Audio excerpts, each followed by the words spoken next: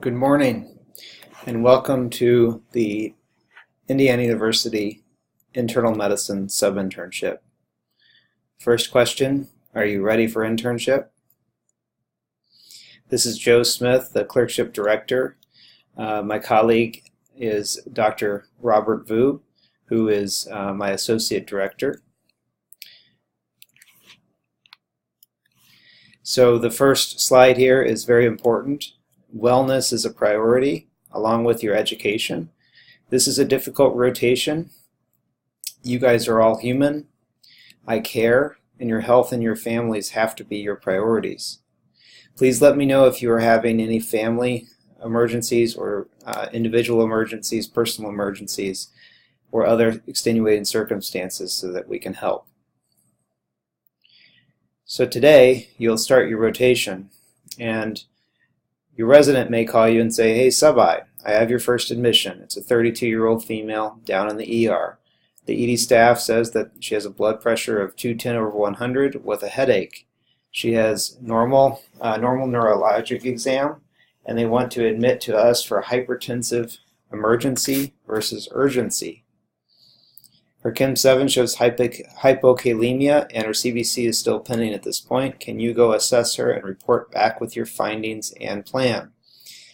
As you know, in your third-year clerkship, your expectation was to be a consistent reporter in order to pass the course, meaning that you were to be able to collect data and findings and present them in organized fashion in both verbal and written formats.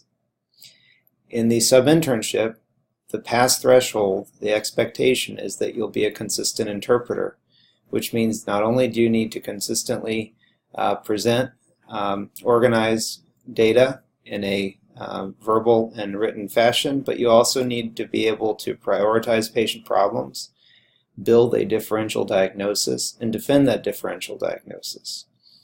So let's practice that.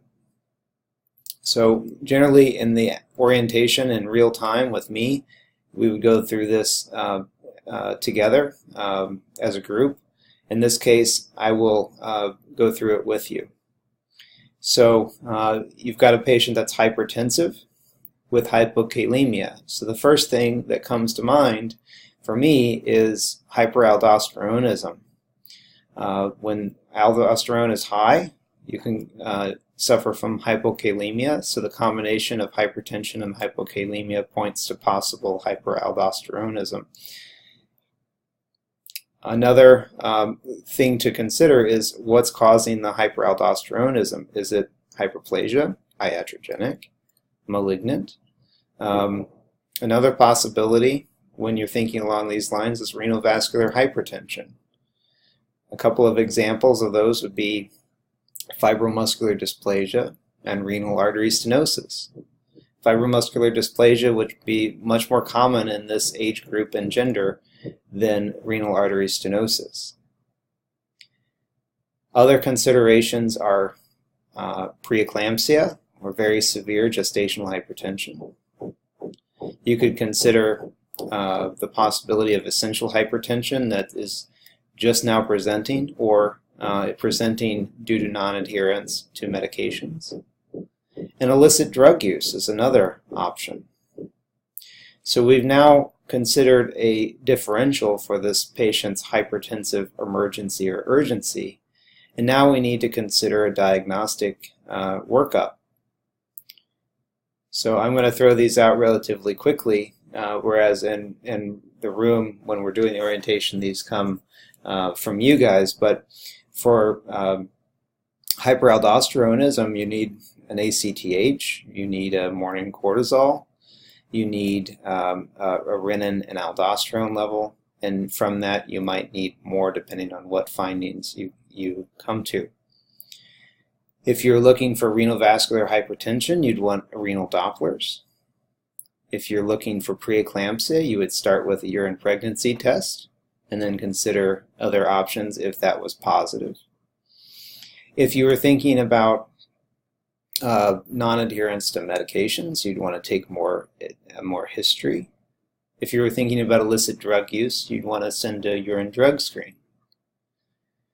In addition to trying to figure out the differential diagnosis and narrow that diagnosis, that differential list based on these labs, you also want to determine in this patient whether she has hypertensive emergency versus urgency. And the difference, of course, is whether there's organ damage.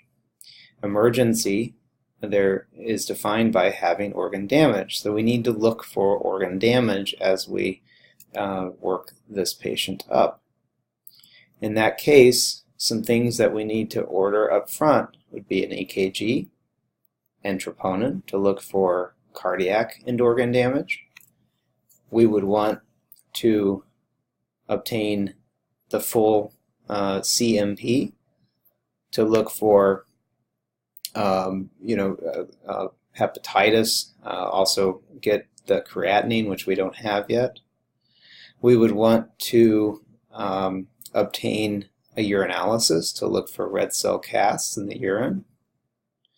And you might want to do a further examination and repeat this examination, including a fundal examination, an ophthalmologic examination, to be sure there's no evidence of end organ damage in the eyes. So this is the way you should approach your patients for this month, coming to a problem list, prioritizing the problem list, developing a differential, defending that differential with laboratories, or defending that differential with the laboratories and information you have already. So let's go ahead and move forward. This orientation will answer the question, why does the sub-internship exist? We'll go over the learning objectives, evaluations, and grades, and expectations for this course. So why does the sub-I exist? Well, at one time, there was not a requirement for a sub-I unless you had either failed your third-year clerkship or you wanted to do internal medicine as a career. There was a survey of residency program directors done by Dr. Vu and his colleagues where clerkship directors asked program directors of residencies what they needed in medical students when they came in as interns. And from this, it was clear that students needed this sub-I experience to be sure they were ready for internship. In addition to that, you have the AAMC entrustable professional activities, which are what the AAMC expects the product, which is you, of a medical school to look like at the end of training as they go into internship. And then you have the IU School of Medicine institutional learning objectives, which closely follow these. This table shows how we will use the EPAs, connect them to the RIME framework, and then use our various instructional methods and assessment methods to come to a grade in this course.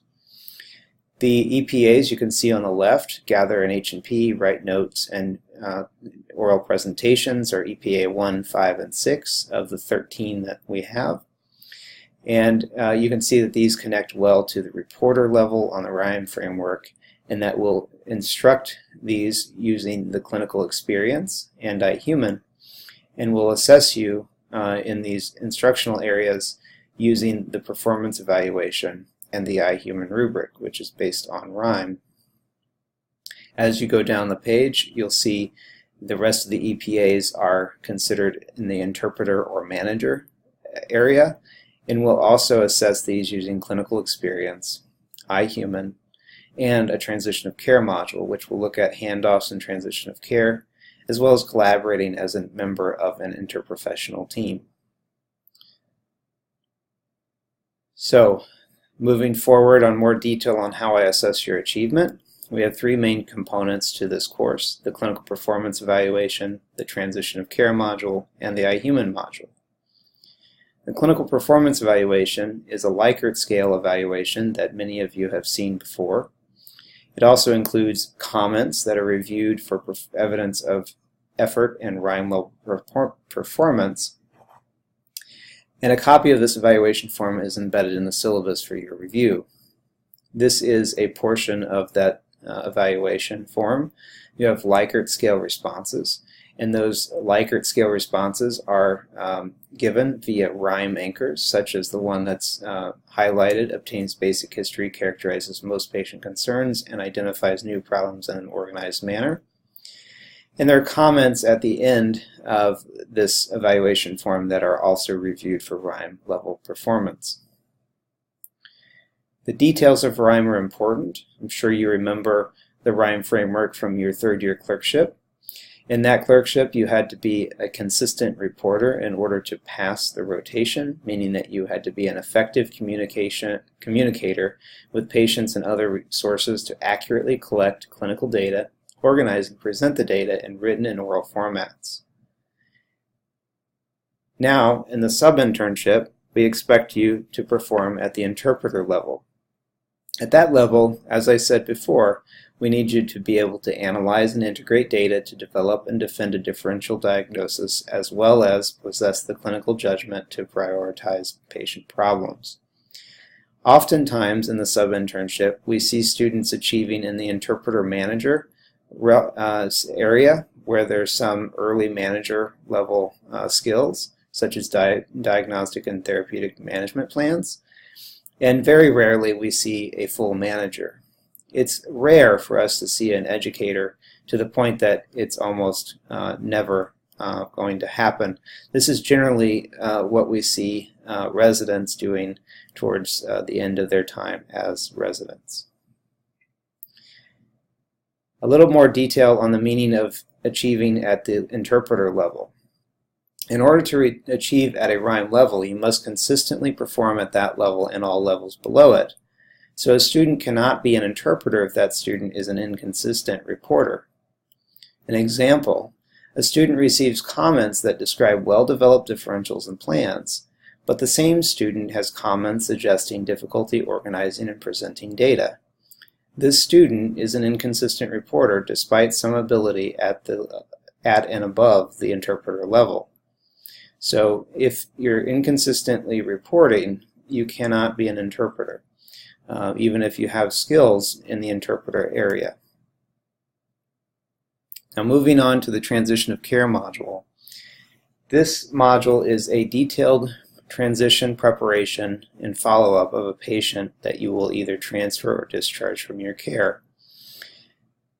You will upload several things to Canvas in order for us to review them. First and foremost is your discharge or transfer summary.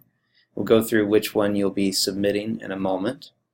You will upload your H&P or your first progress note, and the reason that we allow the first progress note is so that you can, if you didn't write an H&P on a patient that you pick up today, for instance, and you're going to do this module on a patient that you picked up today, and wrote only progress notes on, we will accept the progress note. And then you'll submit 2 worksheets, and we'll go through those 2 worksheets on the next slide. Please make sure your submissions are de-identified and scanned. So de-identified meaning cross out all patient identifiers. The date of service, the patient name, the date of birth, any phone numbers, any MRNs, all these things that you know to be personal identifiers should be removed. These need to be your work. Some of our facilities, for instance, do not allow students to dictate discharge summaries, and students may dictate a discharge summary under the resident's name, or they may separately write a discharge summary in the EMR or word process it. In the end, if you're going to submit something that has another person's name on it, and your name is not there, we need you to write something on it to let us know that it is indeed your work and it's just signed by your resident. This is the same for an H&P or a progress note. We need to know that this is your work. We're flexible on the way that you get your work to us, whether it's word process, scan from the EMR, scan from a dictation, but we need it to be your work. Now, these are the worksheets that you'll be doing. So there's 2 different ones. I'm going to flip through the other one. This is transition to a lower level of care versus discharge to outpatient. So discharge to outpatient is if you're going to discharge a patient from the inpatient area to outpatient, obviously, but outpatient includes home, homeless, LTAC, subacute rehab, ECF, anything that's considered outpatient. Versus the transition to a lower level of care would be a patient that you have, say, in the ICU that you're transferring to a progressive care unit or a ward unit on a different service. We have the transition to a lower level of care mostly for the ICU students that will not tend to have many discharges. As you can see on this form, you're going to prepare the patient for discharge on the Safe Transition worksheet in a systematic way, where we ask you to evaluate home environment based on discussion with the patient. We ask you to include any family or community support, cultural factors, health literacy, and linguistic factors. And then we ask you to interact with a minimum of 3 non-physician health professionals that will be involved in the transition, such as the bedside nurse, pharmacist, care manager or social worker, and physical and/or social occupational therapists, with a line for other professionals such as respiratory therapy or other. Please detail what these folks are doing for your particular patient or are worried about for your particular patient. Don't just tell me what a bedside nurse or a pharmacist does. I'm well aware of what they do. This is to figure out what they're doing for your particular patient. You'll continue to go through this worksheet and complete this. Please, as much as possible, type these. If you're going to write, handwrite the answers, make sure that they're very legible.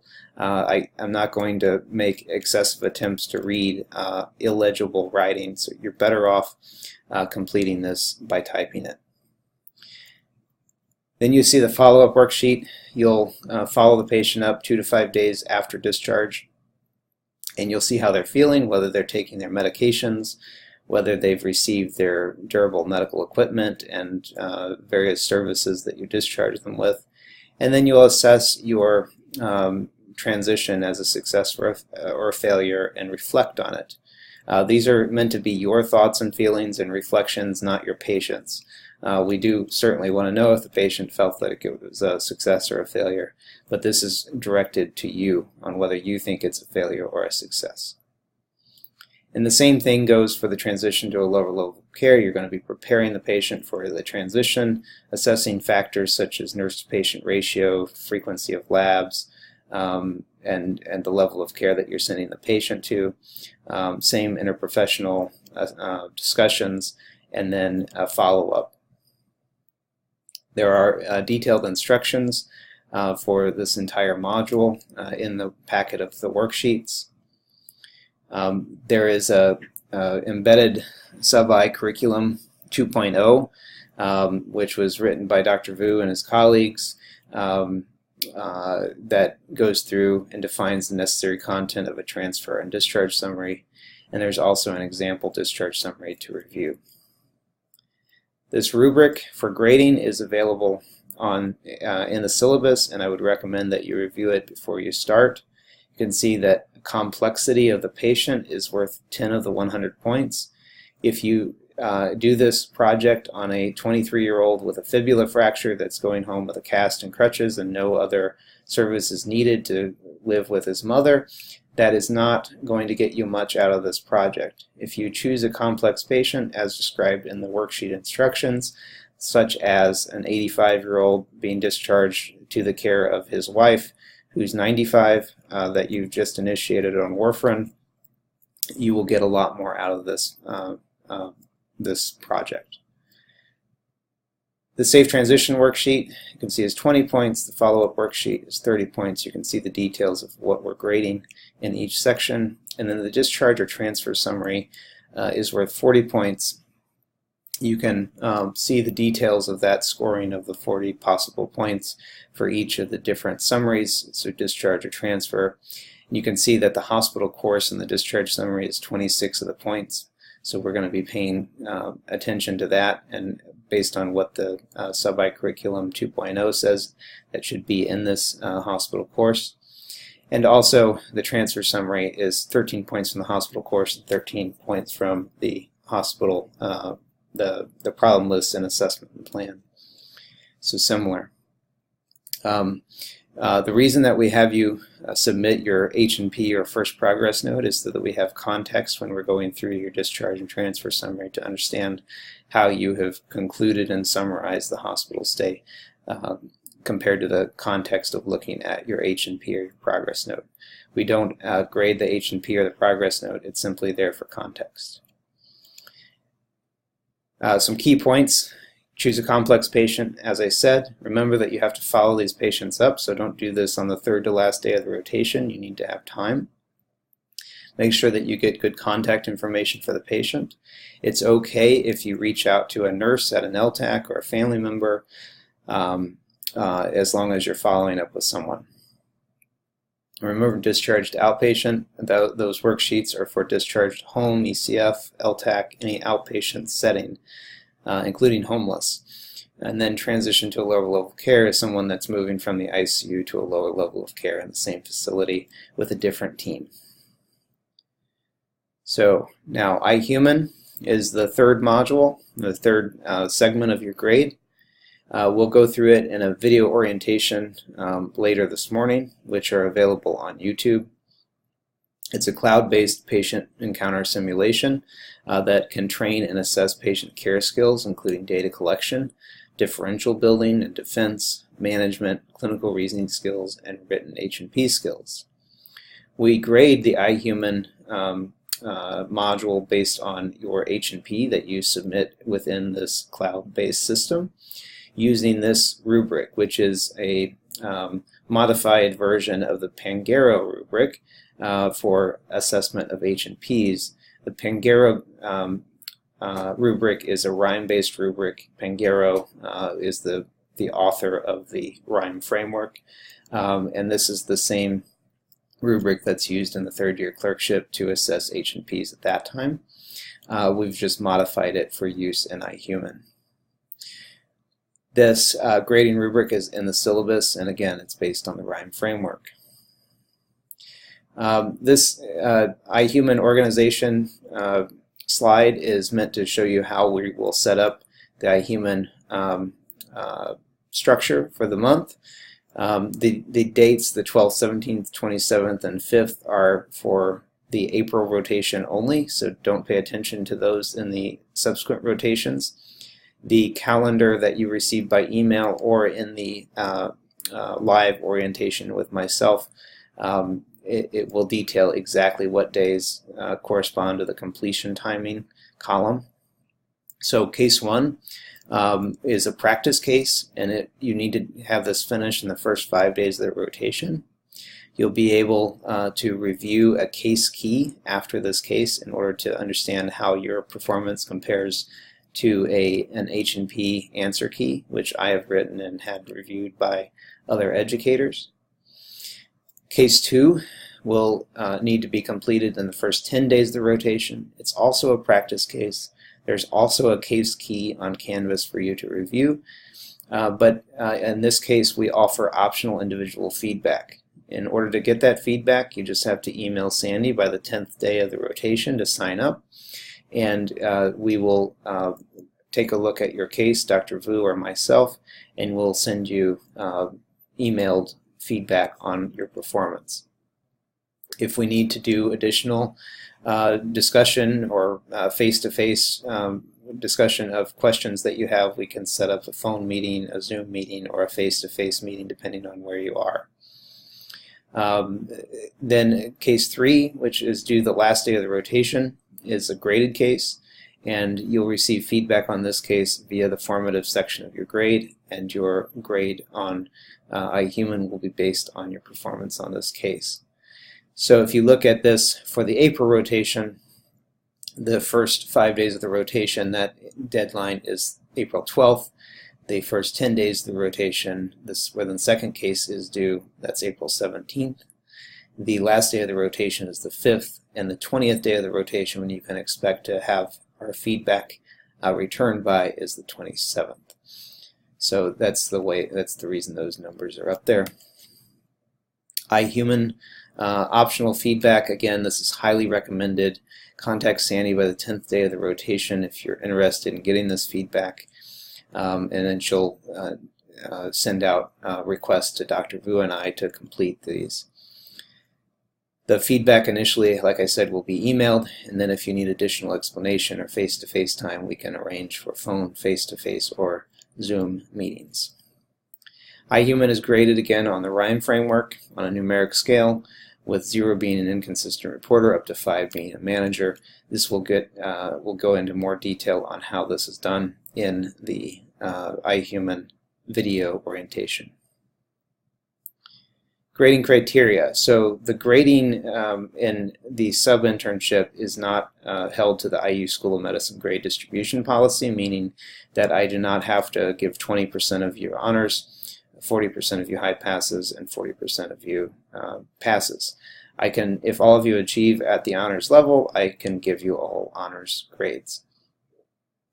In order to apply that, we have a categorical grading system, and you can see it here, which in the syllabus. I'll go through each section individually. For an honors, you need to have a clinical performance evaluation Likert response at or above the interpreter manager level of performance, with narrative comments describing interpreter manager level or higher function. You also should have narrative comments that include evidence of above and beyond effort. These are commonly provided in the evaluation comments when students impress their preceptors. These comments may be a wide range of things that we would pull off as above and beyond effort. This is not an inclusive list, but things like giving a morning report or noon conference, giving small learning conferences within your team, assisting with quality improvement projects, teaching and guiding third-year students, helping with other trainees' patients, leading goals of care discussions, taking on additional responsibilities, caring for high numbers of complex patients. All of these would be considered evidence of above and beyond effort. Transition of care module score needs to be at least an 85 out of 100, and the iHuman simulation RIME level needs to be at least an interpreter.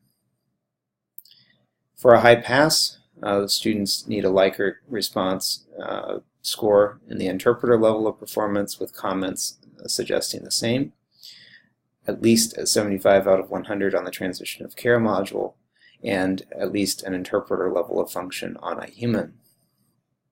To pass the course, you need to at least be an interpreter on Likert responses and an interpreter based on comments.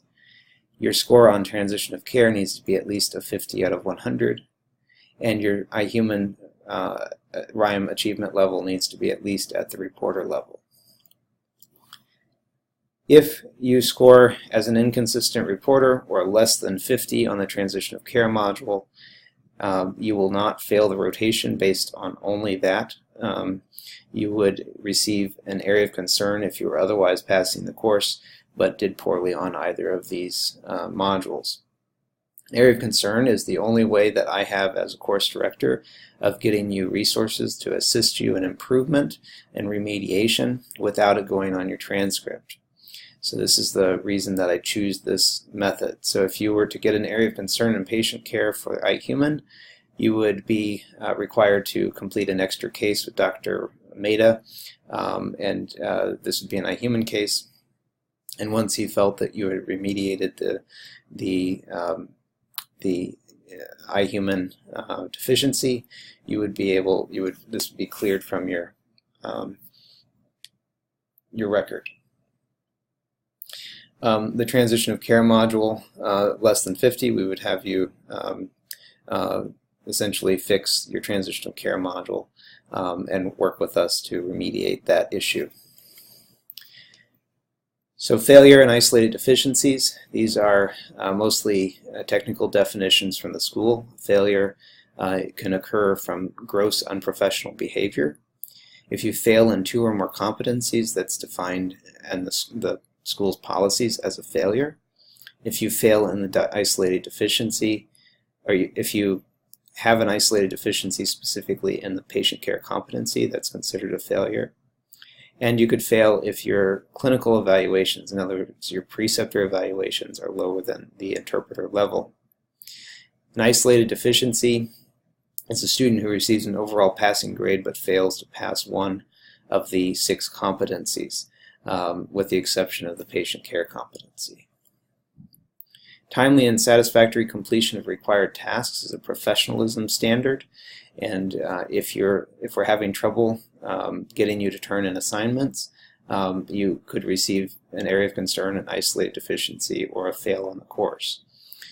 You can see here the details of each of those areas. For instance, an area of concern would be given if a student requires 2 or more reminders to complete tasks, or repeatedly misses deadlines at least 2 times or more for task completion.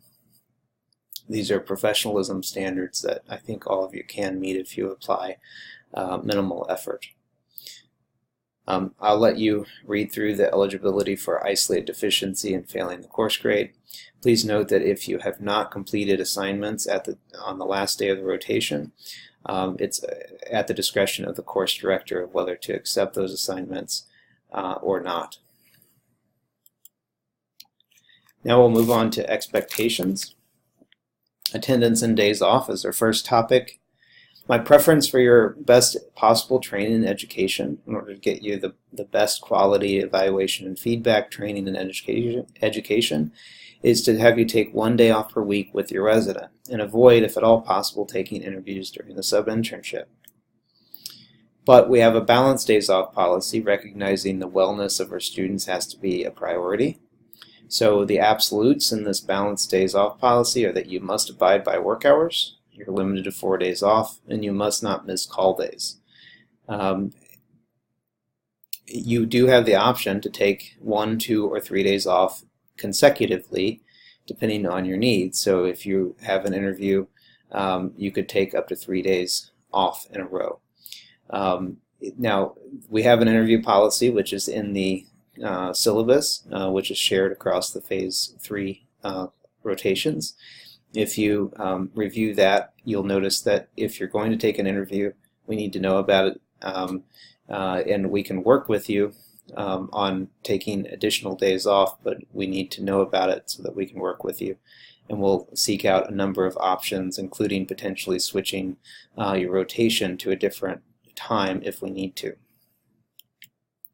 A warning about taking days off in 3-day increments.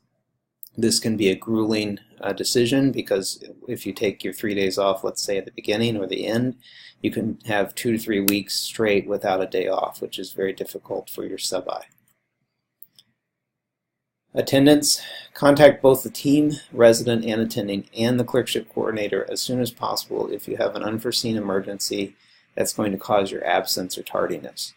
If you don't, what happens is we all worry about where you're at, and we escalate our communication and concern up the chain in the medical school, and suddenly you have tons of people looking for you, and it's relatively easy in most circumstances to just let us know that you're not going to be present.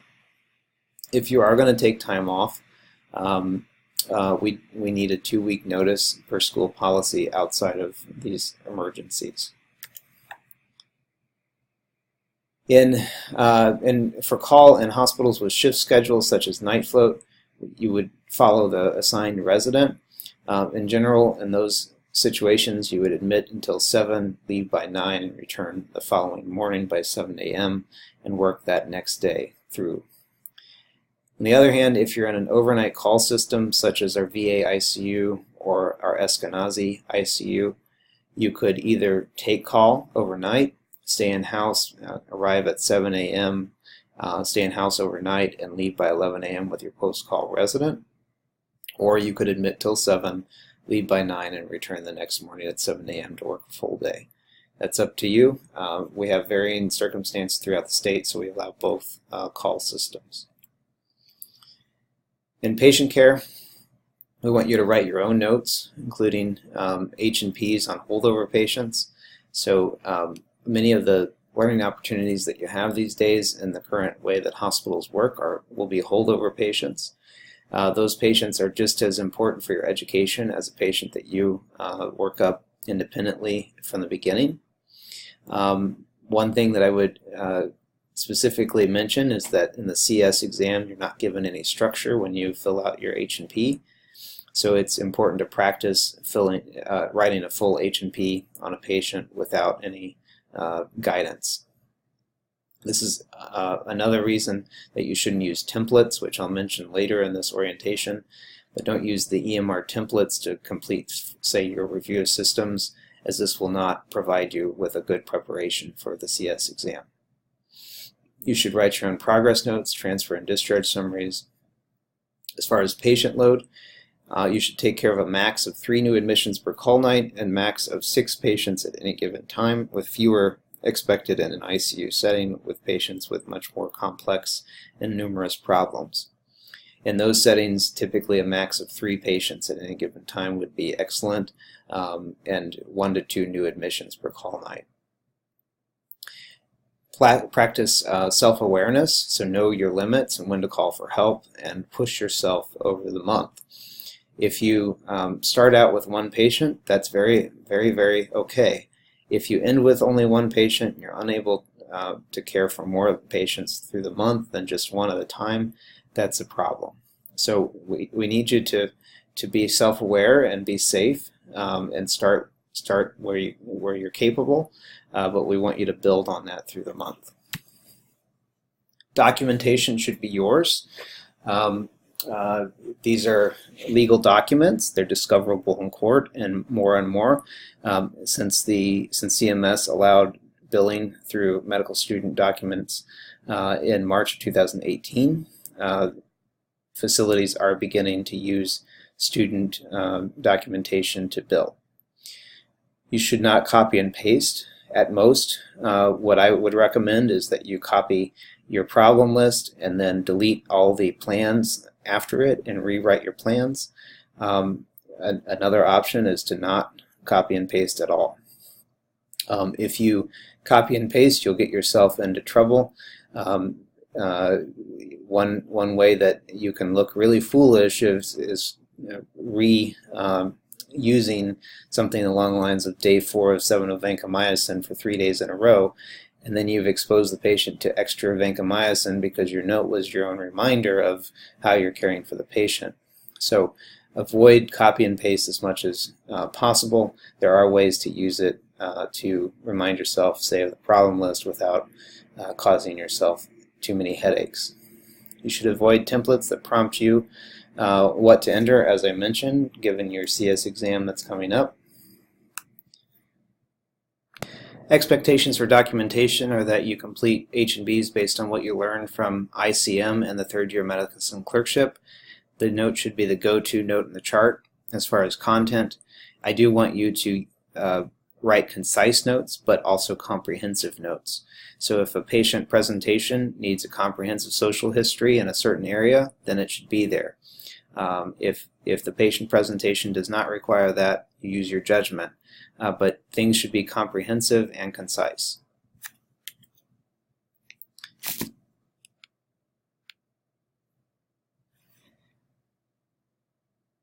As far as sign out, you'll be signing out your patients on a frequent basis.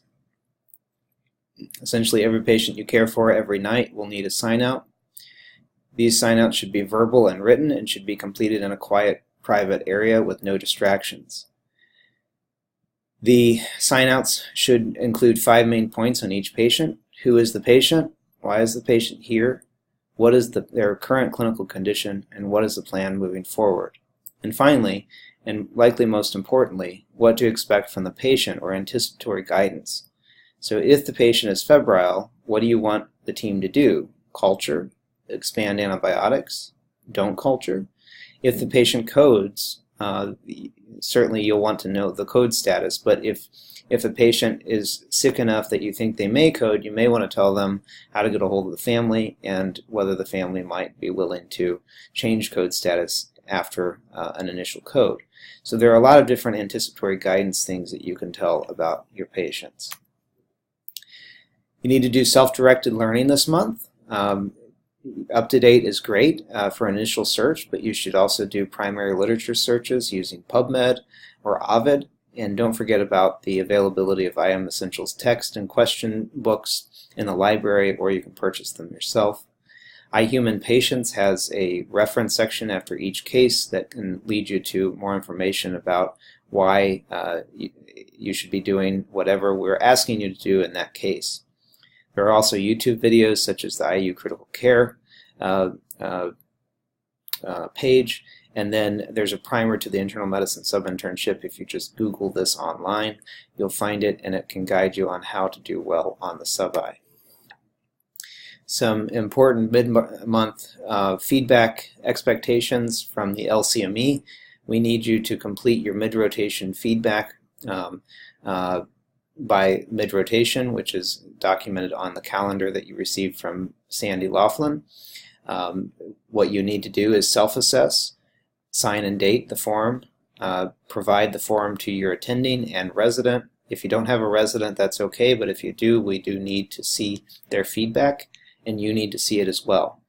So you'll have them fill out this mid-rotation feedback form and then sign and date it, and then you'll turn it in. If it's not signed and dated by you and your attending and your resident, unless you don't have a resident, then we'll kick it back out to you to complete appropriately. Patient logs. We need each of you to show us that you're seeing an appropriate case mix of patients. These patient case mixes are documented as performed or assisted. It cannot be observed, and you do not need to verify them. The case mix is here, so we have 10 types of cases that you need to see, including things like glycemic derangements, so hyper or hypoglycemia. And essentially, you need to see one of each of these and log it. You can see several of these in a single patient and log multiple at once. So these are extremely rare to not be able to get to see during your sub-internship rotation. But if you don't, you can email Sandy. She'll send you a paper case. You complete that paper case and turn it back into us, and then you can log that you've been exposed to that missing case mix. Your observed history and physical, you need to complete within the first week of the rotation. It has to be observed and verified by your resident or faculty member, but it's easier than it sounds. We allow you to do a focused history and a focused physical, meaning that you can have, let's say, your resident observe you doing a focused neurologic history, and then on a different patient have your faculty observe you doing a focused cardiovascular physical exam, and that would be good enough to accomplish this goal, and then submit it on MedHub. For duty hours, we need you to follow all of the IU School of Medicine duty hours, which is available either on the school's website or through the syllabus. The one that we rarely tend to see violated is a 24 plus 4 hour rule if you're taking overnight call. So please be aware of that and do not violate that rule. We have a zero tolerance policy at IU School of Medicine for mistreatment, and that includes this rotation. If you look in your syllabus, there are areas for you to submit, there are areas for you to link to the mistreatment reporting site. If you submit yourself, the mistreatment report is anonymous if you wish it to be. If you want me to submit, my name goes on it, but I can leave your name off of it.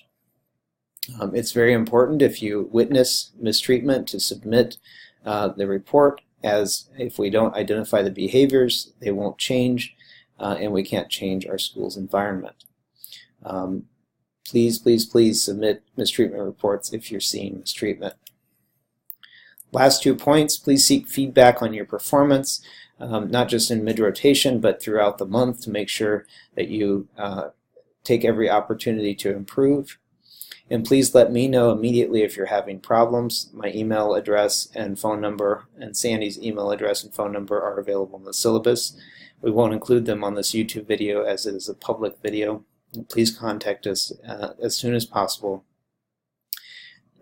If you don't report a problem to me, like a site problem, a resident problem, or a preceptor problem, and you think that this problem is affecting your performance, but you remain quiet through the month, and then I assign you your grade, and then you complain that your performance was affected by these problems, it's hard for me to adjust your grade at that point. If you tell me about it up front and you're concerned about it, I can work on fixing it in real time, and generally can fix things really quickly with the site director's help, and then we can get through the rest of the month without issues. So please let me know immediately if you're having problems. This is our goal, to have you be a happy, smiling intern that's successful in your first day of internship, just before you get the big dark circles under your eyes from the hours that you'll work. But this is our goal. So thank you for taking a listen to this internal medicine sub-I orientation, and that concludes the orientation. Thank you.